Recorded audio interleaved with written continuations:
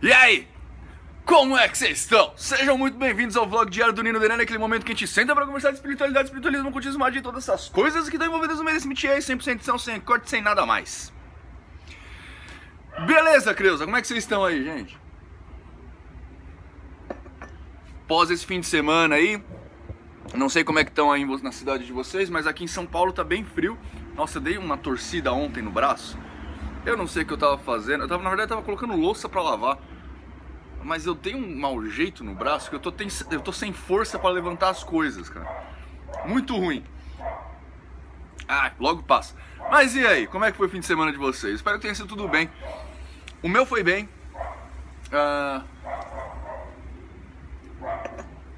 Foi bem legal, aliás. Não tenho muito o que falar. Vamos para as perguntas de vocês, né?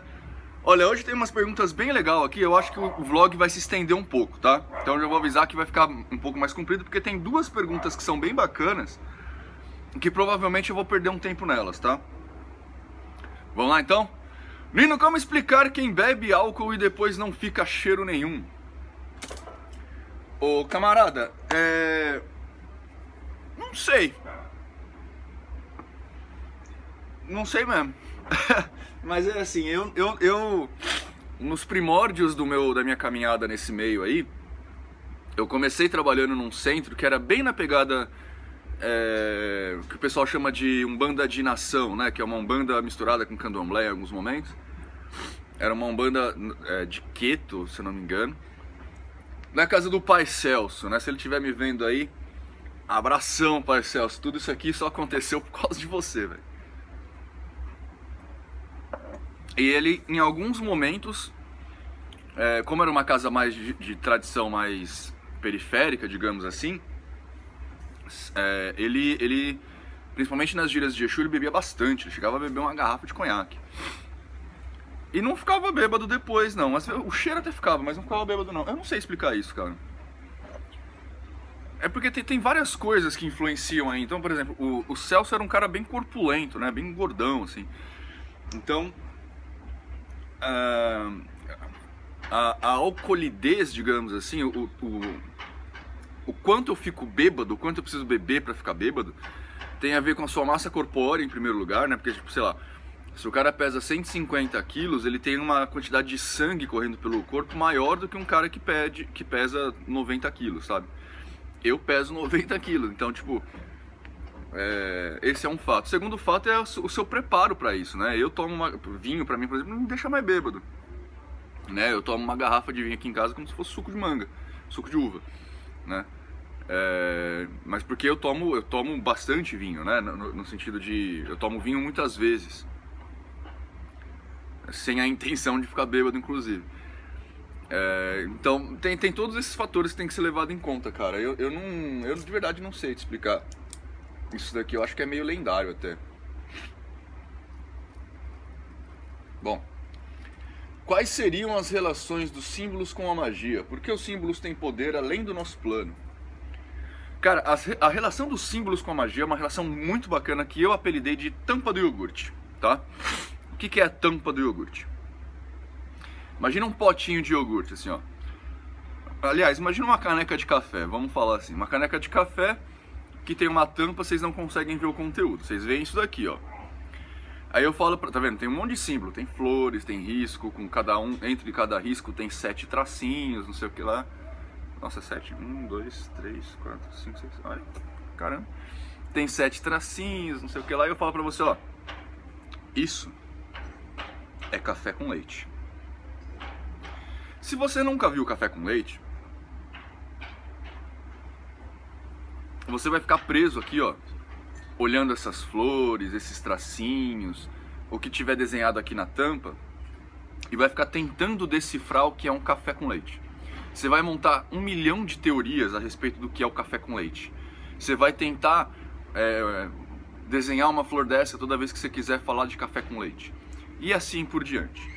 Tudo isso aqui acontece para que você não acesse o verdadeiro conteúdo da caneca e saiba que o café com leite não tem nada a ver com isso, tá? Então, eu chamo de tampa do iogurte porque eu uso um potinho de iogurte em vez de um copinho de café, mas como tá o copinho de café aqui, fica mais fácil. Né? Então os símbolos, na verdade, cara, ele não tem poder nenhum. Nenhum símbolo tem. Na grande maioria das vezes, os símbolos são coisas que são feitas para manter as pessoas longe da magia. Então as pessoas ficam tão presas, assim como você deve estar agora, ficam tão presas nos símbolos, nos desenhos, que o verdadeiro conteúdo da magia vocês não alcançam. E isso é para proteger vocês. Pelo mesmo motivo que eu me furto de falar coisas de cunho mais profundo no canal. Sacou? Pra você não fazer besteira. Mas assim, em teoria, os símbolos são usados sim, mas os símbolos eles são usados porque o mago dá poder a ele. Então, na verdade, é que nem o Fotamecos, né? O Abralas. O Abralas ele é um símbolo que é usado, né? E tem determinada situação, mas é porque o mago que o criou deu poder a ele. Então o símbolo só tem o poder que o mago dá. Sacou?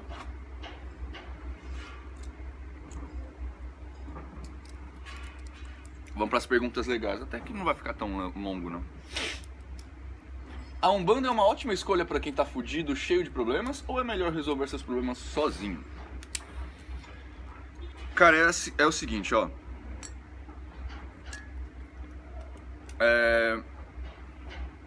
Eu sempre acho que é melhor a gente resolver os problemas sozinhos. Mas essa pergunta que você me fez, ela é meio capciosa. Eu não tô dizendo que foi de propósito, nem nada disso, mas ela tem uma múltipla interpretação, ou uma múltipla capacidade angular, digamos assim, que a gente tem que olhar com carinho, tá? Primeiro, é difícil você falar assim, a Umbanda ou o catolicismo ou o evangélico porque na verdade você está falando de um mundo muito complexo. A Umbanda, principalmente, que ela não tem regras rígidas, né? Se você pega, por exemplo, a Igreja Católica, tem várias diferenças entre as igrejas, etc e tal, mas todas elas seguem uma única lei macro, digamos assim, né? Que vem lá do Vaticano. Então, a Santa Sé diz como é que você tem que fazer as coisas, como é que tem que prosseguir a missa, onde tem que estar os feriados, essas coisas todas, e você só segue isso. Claro que cada padre vai dar a sua peculiaridade para isso, mas o macro do negócio a Santa Sé fala, né? A Umbanda, em particular, não tem essa Santa Sé. Então, e é uma religião muito nova, então ela está cheia de paradigmas novos sendo criados o tempo inteiro. Isso quer dizer, em grosso modo, que cada terreiro faz a sua própria Umbanda. Não existe a Umbanda, entendeu? Existem as Umbandas. Cada centro faz a sua. E é isso mesmo, é por isso mesmo que geralmente eu falo aqui, se você quer aprender sobre Umbanda, não leia sobre Umbanda, vai ler sobre outra coisa, né? Por quê? Porque cada um vai dar a sua visão particular sobre aquele fenômeno. E não o fenômeno em geral, sacou? Porque a Umbanda é um fenômeno novo, ainda tem 100 e pouquinhos anos, 115 anos, alguma coisa assim. Então, tipo, não dá pra você generalizar nesse ponto. Alguns centros, por exemplo, vão trabalhar dentro da Umbanda, como é o caso do Roberto Manstein, por exemplo, que aparecia aqui de vez em quando, agora não aparece mais. Mas ele trabalha num centro que, ao meu parecer, ao que parece pra mim, eu nunca fui lá, enfim, posso estar falando uma puta besteira, mas ele tem um jeito, as entidades de lá têm um jeito de trabalhar muito mais no psicológico do que no folclórico, saca? Então eu acho que, ao que me parece, pelo que eu tenho conversado com ele, que as entidades de lá vão trabalhar muito mais a sua percepção de você mesmo, vão te dar conselho, vão te levar a entender o erro, para que você consiga aprender a acertar, enfim, vão ter um trabalho com você de cunho mais mental, de cunho mais de autoconhecimento, de autocrescimento, do que de outra coisa qualquer. Em contrapartida, tem outros centros que são muito mais folclóricos, e aí você vai lá e vai... olha, eu torci meu braço hoje, o que eu faço? Ele vai te dar uma vela, uma simpatia, um banho de erva e te mandar pra casa. Sacou a diferença? Eu tô sendo bem sarcástico nesse último ponto, mas é pra ficar clara a diferença. Existem terreiros que são terreiros muito baseados no folclore. E existem terreiros que são muito baseados na psique. Existem terreiros que são baseados na evolução. Enfim, Perdão, gente, o leite está me fazendo soluçar. Cada dirigente vai dar um toque muito particular. Não só cada dirigente, né? Porque é o dirigente que puxa o grupo espiritual e que puxa o grupo mediúnico. Então, vai dar um toque muito particular na redoma que está acontecendo ali. A casa da Vó Maria Rosa, por exemplo. A gente não é Umbanda, tá? A gente tem... É mais um jeito de encarar a coisa. Porque a gente não pode ser considerado Umbanda dentro dos moldes do que o geralzão da galera entende Umbanda. Inclusive, a gente não é Umbanda porque o pessoal meio que escorraçou a gente da Umbanda. E a gente simplesmente aceitou. Escorraçou no sentido de todo mundo que ia lá falava assim, olha, isso aqui não é Umbanda. Aí uma hora a gente falou, tá, não é Umbanda. Enfim, a gente usa o imagético da Umbanda, mas o core do negócio é diferente. Então a gente no centro lá, não só os médios como os guias também, tem uma pegada um pouco mais de auto-melhora, sabe? Então os guias lá, os médiums, o time de mediúnico lá, ele vai fazer exatamente te levar a essa segunda questão aqui. Ele vai te levar a resolver os problemas sozinho, sacou? Ele vai ser um conselheiro, digamos assim. Então, pra mim, a sua pergunta, ela se resumiria a uma só. Mas eu não consigo falar pra você que todas as umbandas trabalham assim, entendeu? E nem consigo falar pra você que o melhor caminho é o que a gente faz. Porque a gente só faz... Pra algumas pessoas, isso daqui funciona bem, né? Por exemplo, a gente tem casos mil lá no terreiro, né? Tem o Júlio Zota, que é meu brother aí, junto com a Luciane, uma fofa. Que eles começaram aí no terreiro e depois de um tempo eles voltaram lá pra falar com o guia e falaram, olha, eu não tenho por que vir mais, eu entendi qual que é. Eu entendi que o que está acontecendo é decorrente das minhas escolhas e eu tenho que fazer escolhas melhores, é só isso. Entendeu? Tipo, ele virou a chave, mano, acabou. Hoje eles vão ainda no terreiro, mas vão mais por amor ao terreiro, por amizade a nós e aos guias, né? A Lu tá começando o desenvolvimento, enfim. Mas os guias de lá têm essa pegada. Eu não sei se eu me fiz claro. Não dá pra você generalizar desse jeito. A Umbanda é uma ótima escolha. Vai ter umbandas que são uma bosta. Uma bosta no sentido de umbanda que só faz merda mesmo. Vai ter umbanda que vai ser uma bosta porque ele não é uma umbanda que fala pra você. E aí ela não é uma bosta, né? Ela só não tá conversando com você. Vão ter umbandas que são ótimas. Eu, em geral, não gosto de recomendar nada que te prenda. E a Umbanda é uma coisa que prende. Prende no sentido de, por ser uma religião, ela tende a criar uma caixinha pra você e você vai ter que guiar a sua vida através dessa caixinha. Eu não gosto disso, tá? Mas cada um tem sua escolha, né?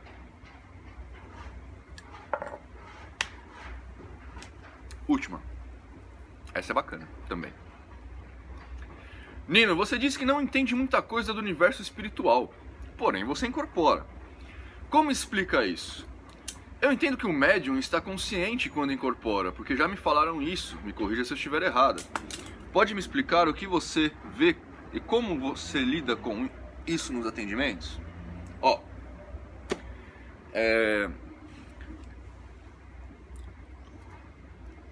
Eu realmente vou reafirmar, eu não entendo muito, eu entendo alguma coisinha do mundo espiritual, que é as coisas que a gente vai falando aqui, né? Coisa de quem tem quase 15 anos de trabalho. Mas olha só, pessoa, imagina assim, ó, o que você está me falando aqui, ou a compreensão que você teve, e colocou uma pergunta, é mais ou menos assim, ó. Imagina que você, no seu trabalho, no seu emprego lá, né, você conhece um nigeriano, tá? Então vocês têm a oportunidade de conversar em alguns momentos da semana. Você bate um papo com esse nigeriano. Você teria condições de falar pra mim que você conhece a Nigéria por causa disso? Com todas as idiosincrasias da Nigéria? Com toda a sociedade nigeriana, com todos os seus problemas? É a mesma coisa que acontece comigo. Eu incorporo mesmo. Eu tenho os guias com quem eu trabalho, né?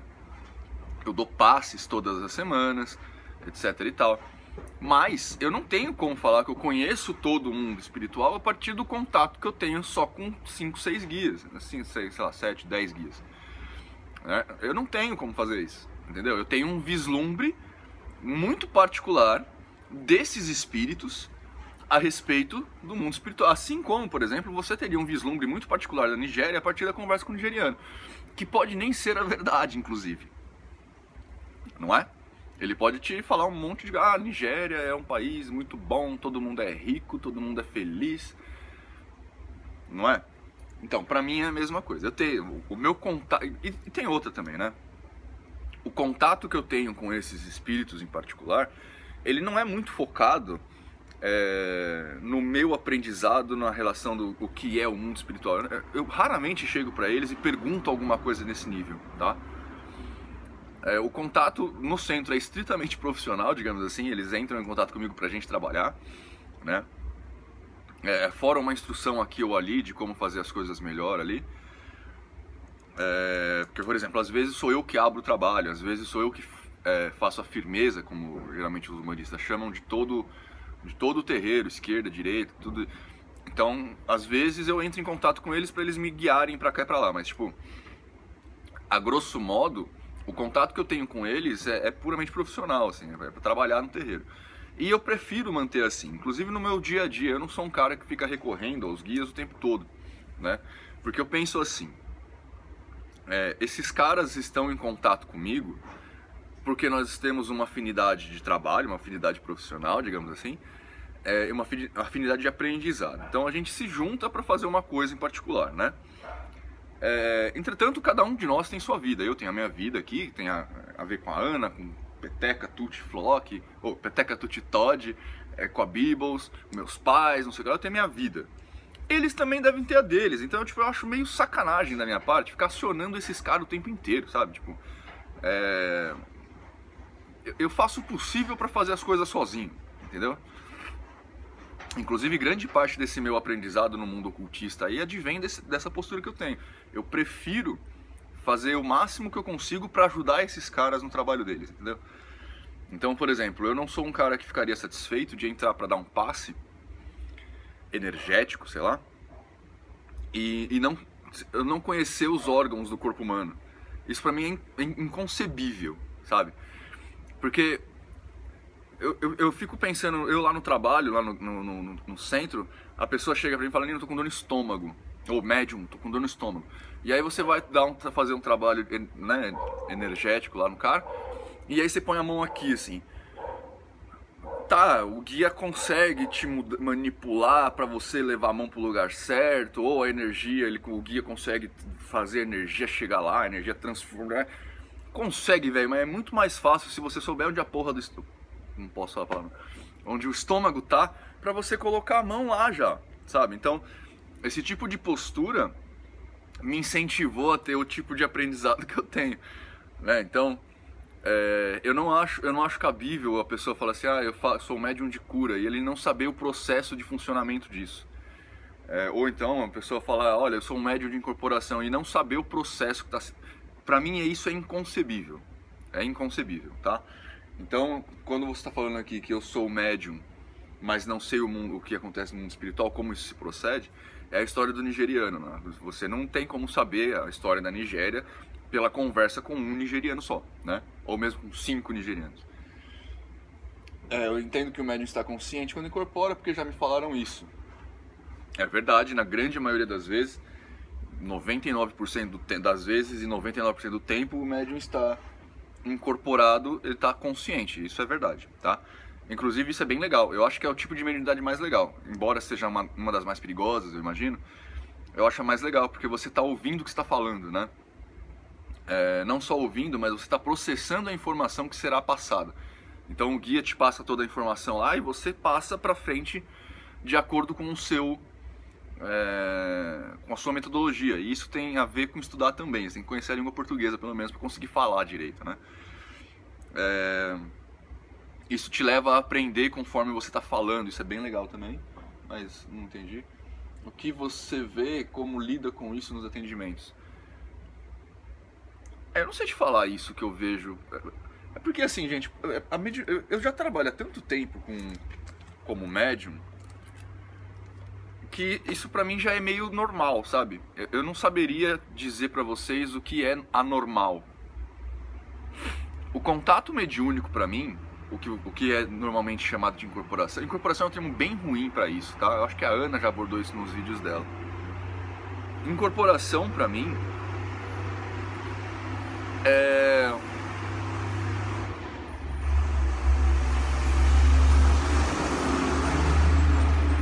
E um adendo antes de eu entrar no assunto. Não adianta você tentar levar o que eu tô falando aqui como regra para você, tá? A incorporação ela é muito particular, ela não tem... Tipo, a Ana tem uma percepção completamente diferente de incorporação. O Dadá, que é o que trabalha com a gente no centro, meu pai, tem uma visão diferente. A Marisa, que é minha mãe, tem uma visão diferente. Então, tipo, todos nós fomos feitos no mesmo lugar, mas pra gente a incorporação se procede de forma diferente, tá? Então não levo isso como regra. Mas pra mim, incorporar é um sopro no ouvido, velho. É uma coisa bem levezinha, assim, tipo, é um sopro... Sentido figurado, tá? Não é um sopro. Mas é um negocinho bem levinho, assim, bem... Sabe? Pra mim são imagens e mensagens que aparecem na minha cabeça, assim, não é... É muito parecido com conversar com você mesmo, sabe? Com a sua consciência, digamos assim. É muito parecido, a não ser pelo fato de que as ideias que aparecem realmente não seriam suas, assim, tipo... Tem muita coisa que às vezes eu falo lá, que eu falo, nossa, meu, que besteira isso. E aí, ao longo da conversa, isso vai se provando falso, né, a minha percepção. Então, e a gente tem testes de mediunidade práticos lá no terreiro, pra gente tirando e aprendendo, compreendendo essa situação toda, enfim. Mas isso tudo não quer dizer que eu vá ter uma compreensão de 100% do que é o mundo espiritual ou do que a mediunidade é, tá? Muito pelo contrário, na verdade. Eu acho que na maioria das vezes tem mais a capacidade de te cegar para essas informações do que abrir sua vista. Porque é muito difícil você separar o que é você pensando do que é a mensagem do guia. Isso é realmente muito difícil de fazer, tá? Não existe fórmula para isso. Eu posso fazer merda nesse quesito muitas vezes, assim como todos nós. Então, muitas vezes o que as pessoas estão falando, ou mesmo de psicografar, sabe? Que estão passando ali, o meu guia falou, ou psicografou, o mundo espiritual é isso porque um guia tá falando, ou a pessoa tá incorporada, que tem uns vídeos na internet meio nesse sistema, a pessoa tá incorporada contando alguma coisa, isso daí pode ser puramente coisa da cabeça dela. Então é bem difícil a gente chegar nesse nível, tá? De compreensão, assim, eu já aviso logo de cara, é bem difícil. Beleza? Espero ter respondido pra você, pessoal, foi uma pergunta muito boa, mas muito difícil de abordar. Muito obrigado por vocês todos terem assistido. Segunda-feira, hoje tem aula módulo 2. Aliás, hoje tem iniciação dos magos lá do módulo 2. Lá na Escola do Grande Dirente aqui em São Paulo. Bem legal. Bem legal. Eu tô me preparando também já. Iniciação, né, Todd? E é isso, né? Deu 23 minutos de vídeo, já ficou grande pra caramba. Eu vou encerrar de vez, beleza? Se você gosta do nosso trabalho, clique em joinha, se inscreve no canal, essas coisas todas. Não esqueçam de dar uma olhada lá no vídeo de quarta-feira. Aliás, o vídeo dessa quarta vai ser sobre Zambetos, que já me pediram um montão de vezes para falar deles. Eu consegui um material bem rico para falar a respeito deles. Então, vídeo de quarta sobre os Zambetos eu vou gravar amanhã. Espero, né, Todd? Visitem o canal do Meia Noite se vocês quiserem, vou deixar o link aqui embaixo. O canal da Ana Lídia também, vou deixar o link aqui embaixo. E tchau.